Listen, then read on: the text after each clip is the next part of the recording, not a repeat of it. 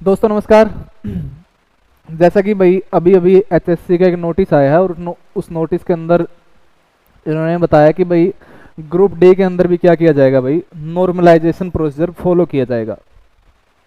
जो आपका 21-22 तारीख को जो एग्ज़ाम होगा तो ये आपका 4 शिफ्टों के अंदर होगा। 2 शिफ्ट आपकी 21 तारीख की होगी और 2 शिफ्ट आपकी 22 तारीख की होगी। और इसके अंदर क्या था कि आज एक मीटिंग हुई थी और मीटिंग के अंदर कि भाई दिल्ली के कुछ एक वरिष्ठ अधिकारी थे और वरिष्ठ अधिकारी ने इन चारों शिफ्टों का एक तरीके से कि कई बार क्या होता ना कि भाई 4 एग्जाम होंगे, अगर वो सेम एग्जाम तो होंगे नहीं भाई, सेम क्वेश्चन तो आपको मिलेंगे नहीं, अलग अलग प्रकार के क्वेश्चन आपको देखने को मिलेंगे। और किसी शिफ्ट के अंदर हो सकता है कि भाई आपके मुश्किल सवाल पूछ ले जाएं और किसी शिफ्ट के अंदर हो सकता है कि भाई आपके आसान सवाल पूछ ले जाएं। तो उनका एक सही रास्ता, एक सही सॉल्यूशन निकालने के लिए एक नॉर्मलाइजेशन मेथड जो एचएससी के द्वारा फॉलो किया गया है, तो उस जो ये फॉलो किया जाएगा इसके अंदर आपका परसेंटाइल मेथड से प्रत्येक जो कैंडिडेट होगा, चाहे वो कौन सी भी शिफ्ट का हो, प्रत्येक कैंडिडेट का परसेंटाइल मेथड से उसका स्कोर एक तरीके से दिखाया जाएगा। मैं मतलब बिल्कुल कोशिश करूंगा कि भाई आपको आसान तरीके से इसको समझा पाऊं। शुरुआत के अंदर अगर हम देखें कि भाई इन्होंने परसेंटाइल का जो पहला तरीका बता रखा है, जो जो चीजें जरूरी हैं मैं सिर्फ उन्हीं को बताऊंगा। 7-8 पेज हैं, इतना ना तो इतना पढ़ने की जरूरत, जो चीजें आपको समझ में आ सकती है और जो चीजें आपके लिए इंपॉर्टेंट है उन्हीं पर ध्यान देना है। तो पहला तरीका कि भाई किसी के भी convert raw score into percentile score, कि भाई किसी भी कैंडिडेट के अगर उसके एग्जाम के अंदर जो जितने भी नंबर आए हैं उन नंबर को परसेंटाइल में कैसे बदला जाएगा, पहला तरीका ये। और परसेंटाइल का जो उन्होंने तरीका बताया कि भाई P = m/n × 100। ये अब m क्या है, n क्या है और ये P क्या होगा, इनको बड़े आसान तरीके से मैं समझाऊंगा। कि शुरुआत में अगर आप देखोगे कि भाई record the number of candidate who have appeared in A shift, denote this number by n। इसमें सिंपल इतनी बात कह रखी है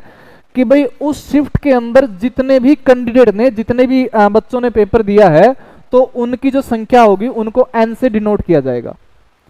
उसके बाद sort all the candidate in one shift decreasing order of their marks, कि भाई उनके जो नंबर होंगे वो ऊपर से लेकर के नीचे तक मतलब डिक्रीजिंग ऑर्डर में लगाए जाएंगे। पहले भाई हाईएस्ट होंगे, उसके बाद लोवेस्ट नंबर, इस तरीके से लिखे जाएंगे। उसके बाद note the raw marks for each candidate, suppose that this is denoted by T, कि अगर मान लो भाई किसी भी कैंडिडेट के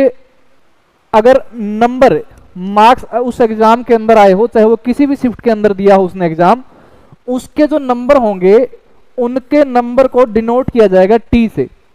और फिर टी को परसेंटाइल में चेंज किया जाएगा। उसके बाद कि भाई note the row marks of each candidate, suppose this is denoted by T, count the number of candidate in that shift whose raw score are less than और इक्वल टू टी। मतलब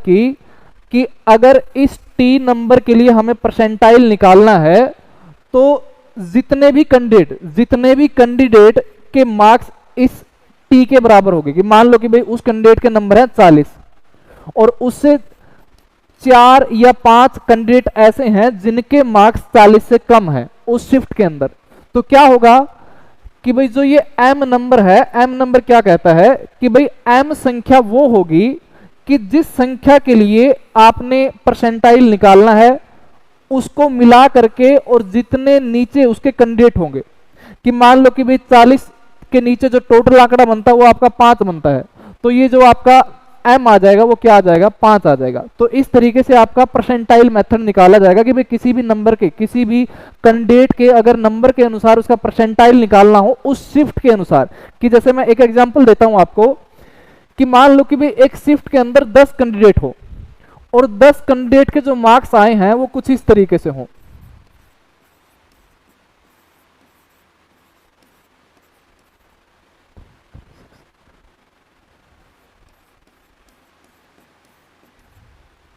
मतलब कि भाई 10 एक शिफ्ट के अंदर 10 candidate ने exam दिया हो और उन 10 कैंडिडेट के जो एग्जाम जो मार्क्स रहे हैं, जो उनका नंबर रहे हैं वो कुछ इस तरीके से रहे हो।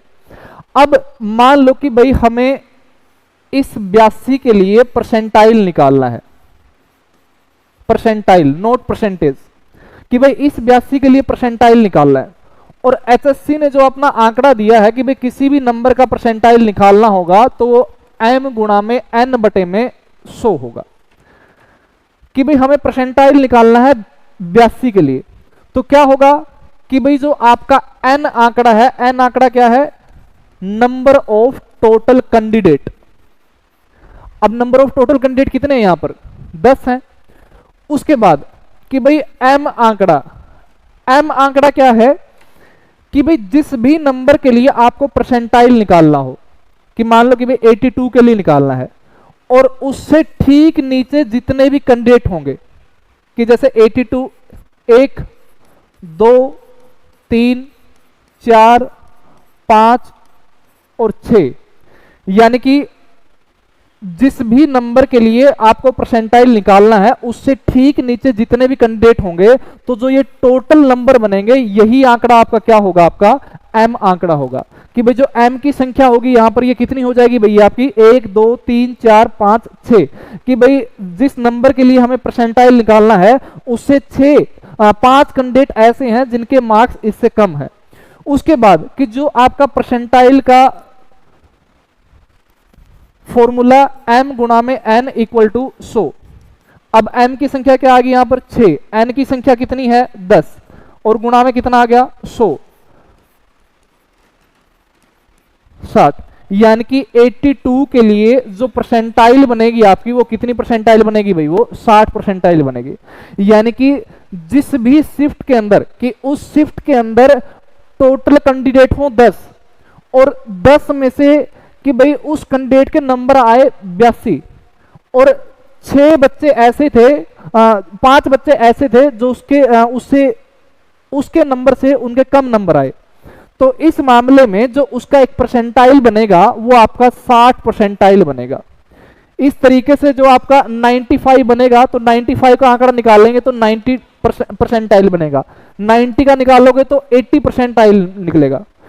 तो इसका कहने का मतलब क्या है कि जो शुरुआती चीज कि भाई प्रत्येक बच्चे के जो नंबर होंगे, जितने नंबर उस शिफ्ट के अंदर, उस एग्जाम के अंदर उसने लिए हैं, तो उस शिफ्ट के अनुसार उसके नंबर को परसेंटाइल के अंदर कन्वर्ट कर दिया जाएगा, जो पहला तरीका होगा। अब उसके बाद देखते हैं कि मैं आपको सीधे सीधे मेन बात पर लेकर चलता हूं कि बीच में आपको कई चीजें दे रखी है, उनका मतलब एक तरीके से वो आपको बड़ी मुश्किल से समझ में आएगी। मैं आपको डिट्टो एक तरीके से जो इन्होंने एग्जाम्पल दिया है मैं उसी के अकॉर्डिंग बताऊंगा आपको। जैसे ये देखो कि मान लो कि भाई जो दोनों दिन के एग्जाम हुए वो दोनों दो शिफ्टों के अंदर हुए, कि भाई एक शिफ्ट के अंदर हुआ, दूसरी शिफ्ट के अंदर, फिर दूसरे दिन की पहली शिफ्ट और दूसरी शिफ्ट के अंदर। अब इसके अंदर क्या हुआ कि भाई आपके जो टोटल कैंडिडेट अपीयर्ड हुए वो 28,012 कैंडिडेट हुए, कि भाई पहले दिन की पहली शिफ्ट के अंदर जो टोटल कैंडिडेट जिन्होंने एग्जाम दिया तो वो आपके कितने थे 28,012। मान लो कि भाई दूसरी शिफ्ट के अंदर जो एग्जाम दिया वो 32,541 ने दिया, तीसरी शिफ्ट के अंदर जो एग्जाम दिया वो 41,336 लोगों ने एग्जाम दिया। तो इस तरीके से कि भाई जो आपका परसेंटाइल वाला तरीका जो निकलेगा, कि जो ये आंकड़ा बनेगा, जो ये संख्या बनेगी कि भाई शिफ्ट 1 के अंदर 28,012 बच्चों ने एग्जाम दिया, तो यानी कि आपकी n की संख्या होगी वो कितनी बन जाएगी भाई, वो पहली शिफ्ट के लिए वो बन जाएगी 28,012। दूसरी शिफ्ट के लिए n की संख्या कितनी बन जाएगी 32,541, जैसा मैंने उस एग्जाम्पल के अंदर बताया था कि जितने लोगों ने, जितने कैंडिडेट ने एग्जाम दिया है वही संख्या किसके बराबर होगी, आपकी n के बराबर होगी। शिफ्ट 3 के अंदर n की संख्या 41,326, शिफ्ट 2 के अंदर आपकी 40,603। अब इसके अंदर क्या हुआ कि मान लो कि भाई जो स्कोर रहा पहली शिफ्ट के अंदर, जो सर्वाधिक स्कोर रहा वो 200 नंबर रहा, कि मान लो कि भाई वो जो एग्जाम रहा वो 200 या 200 से अधिक का रहा हो, तो सर्वाधिक पहली शिफ्ट के अंदर जो हाईएस्ट मार्क्स रहे वो 200 रहे, और जो सबसे लोवेस्ट मार्क्स रहे वो -40 रहे।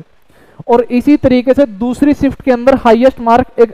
जो नंबर थे वो 194 और सबसे कम -36, और तीसरी के अंदर 188 और चौथी के अंदर आपके क्या रहे 200 नंबर की। भाई 200 नंबर आपके हाईएस्ट कैंडिडेट के जो मार्क्स रहे वो 200 मार्क्स रहे। अब कि भाई ये तो शिफ्ट का मान लो कि एक तरीके से एग्जांपल उन्होंने दिया। अब इसके बाद जो उन्होंने परसेंटाइल वाला तरीका बताया कि भाई पहली शिफ्ट के अंदर 28,012 कैंडिडेट ने एग्जाम दिया, 200 मार्क्स सबसे हाईएस्ट रहे,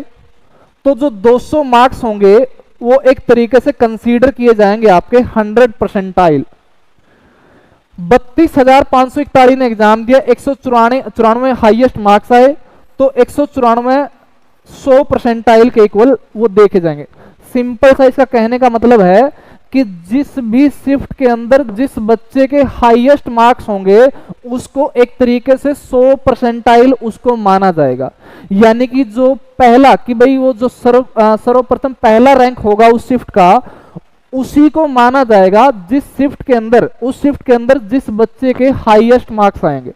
उसी को 100% माना जाए। चाहे वो कितना मतलब कि चाहे वो 500 का पेपर हो, चाहे वो 1000 का पेपर हो,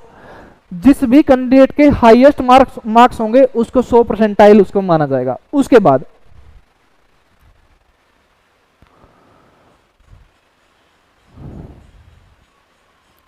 कि मान लो कि भाई दो शिफ्टों का एक तरीके से आंकड़ा है कि भाई ये तो शिफ्ट 1 के एग्जाम थे और ये शिफ्ट 2 के एग्जाम थे, और शिफ्ट 1 के अंदर जो हाईएस्ट मार्क्स आए वो 200 नंबर आए। अब मैंने जिक्र किया कि भी जिस भी बच्चे के हाईएस्ट मार्क्स होंगे तो परसेंटाइल उसका क्या होगा आपका 100 परसेंटाइल होगा। और दूसरी शिफ्ट के अंदर मान लो कि भाई 194 जो थे वो हाईएस्ट मार्क्स रहे,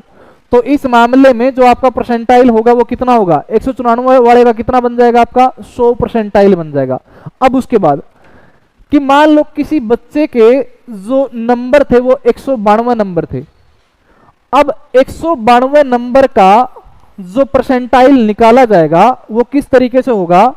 कि भाई हाईएस्ट मान लो कि 200 है और उसके बाद किसी बच्चे के 192 नंबर है, और मान लो कि भाई किसी के बीच में 195 आ गए हो, 194 आ गए हो या 193 आ गए हो, और फिर उस बच्चे के 192 नंबर आए हों। और जो टोटल कैंडिडेट शिफ्ट 1 में मैंने जिक्र किया था कि जिन्होंने एग्जाम्पल दिया था कि भाई शिफ्ट 1 के अंदर जो टोटल कैंडिडेट उन्होंने बताए 28,012, तो इस तरीके से जो 192 का परसेंटाइल निकाला जाएगा वो किस तरीके से होगा कि भाई इसके ठीक नीचे जितने भी बच्चे होंगे वो संख्या कि भाई इस 192 से ठीक जितने भी नीचे बच्चे होंगे वो संख्या, और उसके बाद जो n था कि भाई जितने बच्चों ने एग्जाम दिया है, यानी कि इसके साथ कितना आ जाएगा 28,012 और गुणा में कितना आ जाएगा 100। कि पहली शिफ्ट के अंदर अगर किसी बच्चे के 192 नंबर आए हैं और उस पहली शिफ्ट के अनुसार उसका परसेंटाइल निकालना होगा, तो उसका तरीका क्या होगा कि उस बच्चे जिसके 192 नंबर आए हैं और उससे ठीक नीचे जितने बच्चे होंगे वो संख्या, उसके डिवाइड में n, यानी कि जितने जितने कैंडिडेट उस शिफ्ट के अंदर अपीयर हुए हैं वो संख्या, और गुणा में 100। तो ये आंकड़ा आपका मान लो कि भाई 192 है, तो ये आंकड़ा इसका जो परसेंटाइल आया वो 99.96944 आंकड़ा आ गया। उसके बाद कि भाई किसी कैंडिडेट के 180 नंबर आए, तो मान लो कि भाई उसका परसेंटाइल ये बन गया। और दूसरी शिफ्ट के अंदर भी कुछ इसी तरीके से होगा कि मान लो कि भाई अगर किसी कैंडिडेट के 100 नंबर हैं और 100 नंबर का हमें परसेंटाइल निकालना हो, वही तरीका कि m/n गुणा में 100। m कौन सी संख्या होगी कि जिन बच्चों के 100 या फिर 100 से कम मार्क्स आए हैं, चाहे वो कितने भी हो 10, 20, 15, 100 कितने भी वो संख्या होगी, वो आपके ऊपर आ जाएगी। n यानी कि टोटल कैंडिडेट उस शिफ्ट के अंदर कितने थे और गुणा में 100, तो वो उस नंबर का क्या निकल आएगा भाई, वो परसेंटाइल निकल आएगा। मतलब कि प्रत्येक बच्चे के चाहे वो कितने भी नंबर आए हों, उनका जो नंबर होंगे, उनकी जो एक तरीके से मार्क्स होंगे, उनको परसेंटाइल के अंदर कन्वर्ट किया जाएगा, जो पहला तरीका है। और परसेंटाइल के अंदर कन्वर्ट तरीका क्या होगा कि m गुणा में n गुणा में 100, कि भाई m वो कैंडिडेट जिसके नंबर हैं और उससे ठीक नीचे जितने बच्चे आएंगे वो संख्या बटे में जितने उस शिफ्ट के अंदर टोटल बच्चे अपीयर हुए हैं और गुणा में 100, तो उसके इक्वल क्या बन जाएगी भाई, वो परसेंटाइल बन जाएगी। तो इन्होंने शुरुआत के अंदर दिखाया कि भाई 4, जो इन्होंने एग्जाम्पल दिया था कि भाई 4 शिफ्टों के अंदर एग्जाम हो और 4 शिफ्टों के अंदर आपका कुछ एक इस तरीके के परसेंटाइल बने। अब उसके बाद कि भाई चारों शिफ्टों का जो एग्जाम है, चारों शिफ्टों के बच्चों की जो परसेंटाइल है वो एक साथ अगर दिखा दी जाए, एक साथ अगर दिखा दी जाए और एक साथ जब उनका रिकॉर्ड बनाया जाए, तो कई बार क्या हो सकता है कि कई बच्चों की इक्वल परसेंटाइल बन सकती है कि भाई शिफ्ट के अनुसार, कि मान लो किसी बच्चे की शिफ्ट 1 के अंदर भी परसेंटाइल 90 हो और किसी बच्चे की शिफ्ट 2 में भी परसेंटाइल 90% हो, शिफ्ट 3 में भी 90% हो। यानी कि जब मामला बच्चों के अंदर इक्वल परसेंटाइल का होगा तो उसके बाद उनका अगला तरीका क्या होगा कि जैसे ये 2 बच्चे हैं और इन्हीं दोनों के जो परसेंटाइल बन रहे हैं वो 99, मतलब कि ये परसेंटाइल दोनों का, और ये अलग अलग शिफ्ट के हैं, लेकिन इसके एक के मार्क्स 192 है और दूसरे के मार्क्स 194 हैं। इस तरीके से क्या बनाई जाएगी, एक पूरी लिस्ट तैयार की जाएगी। और लिस्ट तैयार करते समय अब देखो, जो ये वाला बच्चा है ये शिफ्ट 2 का है और जो ये वाला बच्चा है ये आपका शिफ्ट 4 का है, तो इनके जो मार्क्स होंगे वो आपके शिफ्ट 2 और शिफ्ट 4 के ही लगाए जाएंगे। कि एक पूरी लिस्ट तैयार करना और पूरी लिस्ट के अंदर कि भाई जिनके इक्वल परसेंटाइल हो वो लिखना,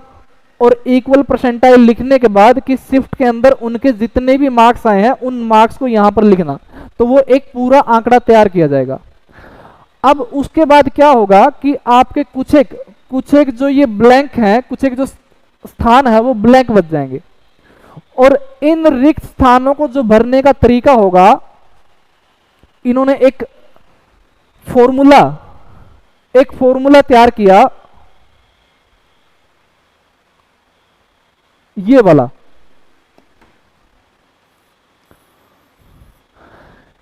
कि उनके परसेंटाइल और उनके नंबर को लगाने के बाद कि कई जो एक तरीके से कॉलम है वो क्या रह जाते हैं, वो रिक्त रह जाते हैं। कि जैसे मान लो कि भाई इस बच्चे के जो परसेंटाइल बने ये आपके इतने परसेंटाइल बने और ये शिफ्ट 2 के अंदर जो इसके मार्क्स थे वो इतने थे। अब शिफ्ट 1, शिफ्ट 3 और शिफ्ट 4 के अंदर तो इसके कुछ भी मार्क्स नहीं बने। तो इस तरीके से इन खाली रिक्त स्थान को भरने के लिए तो उन्होंने क्या किया, एक फॉर्मूला तैयार किया कि किसी भी रिक्त स्थान को अगर भरना होगा तो वो हम इस फॉर्मूले के साथ हम भरेंगे कि x1 प्लस में x2 माइनस x1 बटे में p2 माइनस p1 और p माइनस p1। और इसको जो भरने का तरीका उन्होंने बताया कि मान लो कि हमें ये आंकड़ा, ये खाली स्थान भरना है और इसको मान लो कि भाई लिखा जाए कि भाई ये x के बराबर है, और इसका जो formula x1 plus x2 minus x1 बटे में p2 माइनस p1 और फिर ओब्लिक p माइनस p1 और ये आपका ब्रैकेट क्लोज, कि जो ये शुरुआती x1 है, x1 क्या होगा कि भाई उस ब्लैंक से, उस खाली स्थान से ठीक नीचे वाला जो आंकड़ा होगा उसको x1 उसको कंसीडर किया जाएगा। कि भाई किसी भी खाली स्थान के लिए हमें आंकड़ा निकालना हो कि भाई उन खाली स्थान को भरना हो तो जो उसका तरीका होगा कि उसको इस फॉर्मूले के तहत भरा जाएगा, और इसमें जो x1 आंकड़ा है कि किसी भी खाली स्थान को भरना होगा तो उसके ठीक नीचे वाला जो आंकड़ा होगा वो x1 कहलाएगा। कि जैसे अगर हमें इस ब्लैंक को भरना हो तो इसके ठीक नीचे वाला आंकड़ा क्या आ गया आपका, -36 आ गया। उसके बाद प्लस x2 माइनस x1। अब x2 क्या होगा कि इस ब्लैंक से ठीक ऊपर वाला आंकड़ा जो होगा कि जो आपका -30 है, -30 क्या होगा, -30 कि भाई x2 किसके बराबर माना जाएगा कि उस खाली आंकड़े से ठीक ऊपर वाला आंकड़ा x2 माना जाएगा। तो x2 यहां पर क्या आ जाएगा -30। उसके बाद -x1, और -x1 कितना हमारा 36 है। उसके बाद P2 P1, P यहां पर क्या है, परसेंटाइल को दिखाता है। P2 मतलब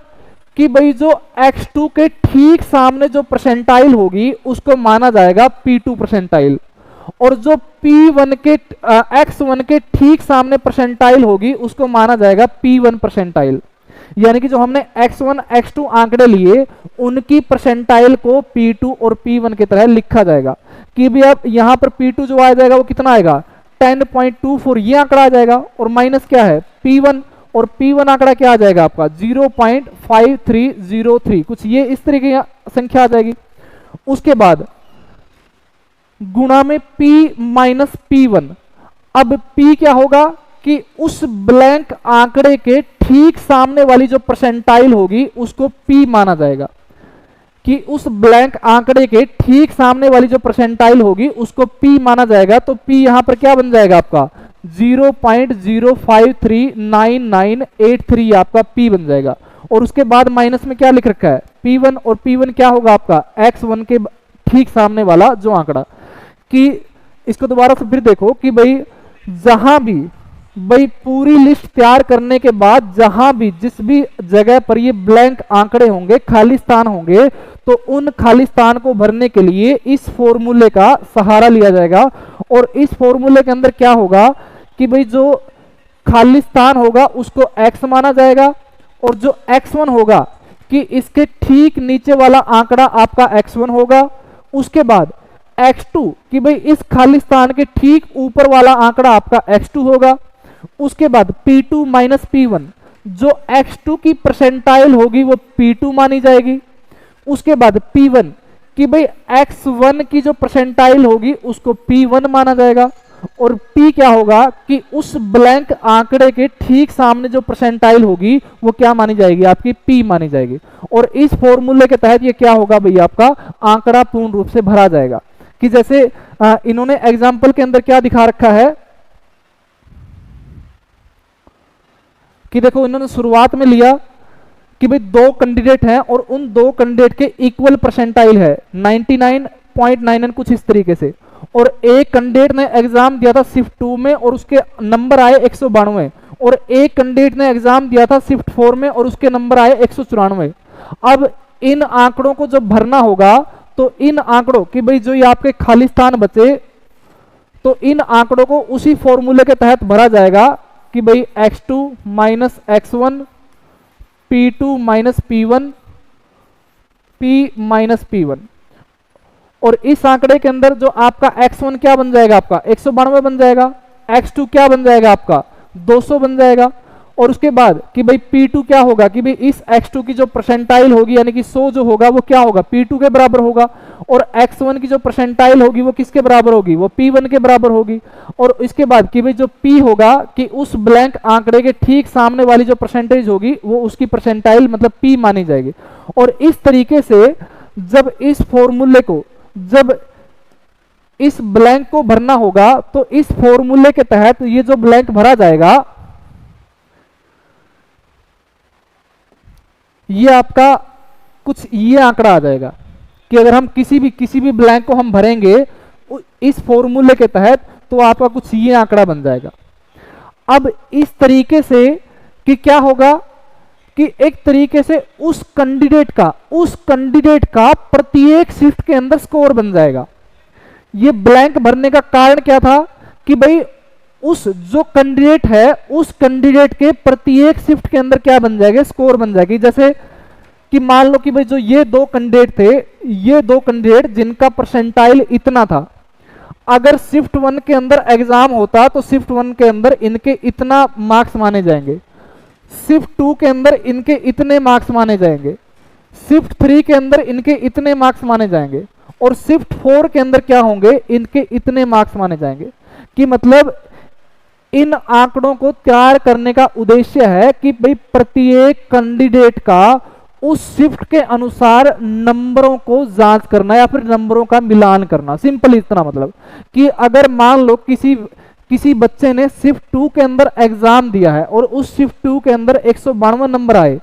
तो क्या होगा कि भाई शिफ्ट 1, शिफ्ट 3 और शिफ्ट 4 के अनुसार उसके जो नंबर आते तो वो सारे नंबर उसके परसेंटाइल और इस तरीके से इस फॉर्मूले के तहत क्या किए जाएंगे, निर्धारित कर दिए जाएंगे। कि अब क्या होगा कि जैसे ये कैंडिडेट है, इस कैंडिडेट की परसेंटाइल है 96 पॉइंट कुछ इतनी, तो इस तरीके से कि भाई जो इसके शिफ्ट 1 के मार्क्स होंगे वो आपके 158 पॉइंट कुछ होंगे, शिफ्ट 2 के इसके मार्क्स थे वो 100 मार्क्स थे, शिफ्ट 3 के अनुसार इसके मार्क्स होते वो इतने होते और शिफ्ट 4 के अनुसार जो होते वो इतने होते। मतलब कहने का सिर्फ इतना आसान तरीका है कि भाई प्रत्येक कैंडिडेट का ये निर्धारण करना कि उसका प्रत्येक शिफ्ट में परसेंटाइल के अनुसार स्कोर क्या होगा, सिर्फ इतना मामला। और जब ये पूरा डाटा तैयार हो जाएगा कि किसी बच्चे के चारों शिफ्टों के अंदर मार्क्स निर्धारित कर दिए जाएंगे, अब क्या होगा कि भाई किसी कैंडिडेट के 4 मार्क्स तो हो नहीं सकते, कि भाई मान लो कि ये कैंडिडेट है, इस कैंडिडेट के 4 मार्क्स तो हो नहीं सकते, फाइनल में तो इसके एक ही मार्क कंसीडर किए जाएंगे। अब इन चारों में से उसके प्रॉपर नंबर, उसके प्रॉपर जो आपके आंकड़े होंगे वो किस तरीके से निकाले जाएंगे,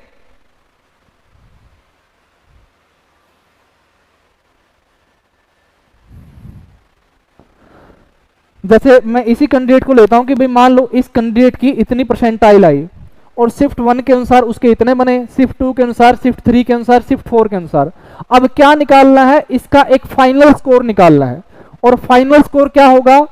कि भाई जो उसके चारों शिफ्टों के नंबर हैं, चारों शिफ्टों के नंबर है कि जैसे पहला 158 पॉइंट कुछ नंबर है, दूसरा उसका 100 नंबर बने, तीसरा 158 पॉइंट कुछ बने,